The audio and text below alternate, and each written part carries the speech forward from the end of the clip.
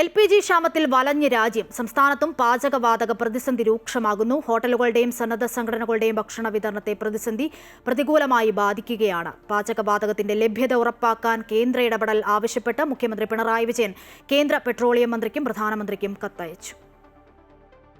പശ്ചിമേഷ്യൻ രാജ്യങ്ങളിൽ സംഘർഷം തുടരുന്നതോടെയാണ് സംസ്ഥാനത്ത് വാണിജ്യ പാചകവാതക സിലിണ്ടർ പ്രതിസന്ധി രൂക്ഷമായത്. ഹോട്ടലുകൾക്ക് പുറമെ ആശുപത്രികൾ, ഹോസ്റ്റലുകൾ, സർക്കാർ ഓഫീസ് ക്യാന്റീനുകൾ എന്നിവയുടെ പ്രവർത്തനത്തെയും പാചകവാതക പ്രതിസന്ധി ബാധിച്ചു കഴിഞ്ഞു. ഒരു ദിവസത്തേക്കുള്ള സിലിണ്ടർ മാത്രമാണ് പല ഹോട്ടലുകളിലും അവശേഷിക്കുന്നത്. ഇന്ന് വൈകുന്നേരം ആകുമ്പോഴത്തെ സാധനം തീരാറായി. ഒരുപക്ഷെ നാളെയും കൂടെ പോകും. അത് കഴിയുമ്പോഴത്തേക്ക് അടയ്ക്കേണ്ട സാഹചര്യമാണ്. മറ്റന്നാളത്തേക്ക് തുറക്കാൻ പറ്റുമെന്ന് തോന്നുന്നില്ല.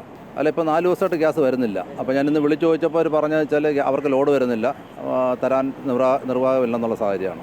മെഡിക്കൽ കോളേജിലടക്കം സന്നദ്ധ സംഘടനകളുടെ ഭക്ഷണ വിതരണത്തെയും പ്രതിസന്ധി പ്രതികൂലമായി ബാധിച്ചു. അടുത്ത ദിവസങ്ങളിൽ ഇങ്ങനെ എനിക്ക് ഗ്യാസിൻ്റെ പ്രശ്നം ഉണ്ടാവുകയാണെങ്കിൽ ഞാൻ ബ്രെഡിന് ഇത് ചെയ്യത്തില്ല, അപ്പോൾ നിർത്തിവെക്കേണ്ടി വരും ദിവസങ്ങളിൽ. അപ്പം ഇവിടെ ഈ പാവപ്പെട്ട സാധാരണക്കാരെ രോഗികൾക്കും കൂട്ടിരിപ്പുകാർക്കും അത് വലിയ ഒരു ബുദ്ധിമുട്ടായിട്ടും അവരുടെ അനുദിന ചെലവിൽ ഒരു മാറ്റം വരാൻ വേണ്ടിയാണ് നമ്മളിത് ചെയ്യുന്നത്. അവർക്കൊരു ആശ്വാസമാണ് നമ്മൾ വീട്ടിലുണ്ടായിക്കൊണ്ട് വരുന്നത്.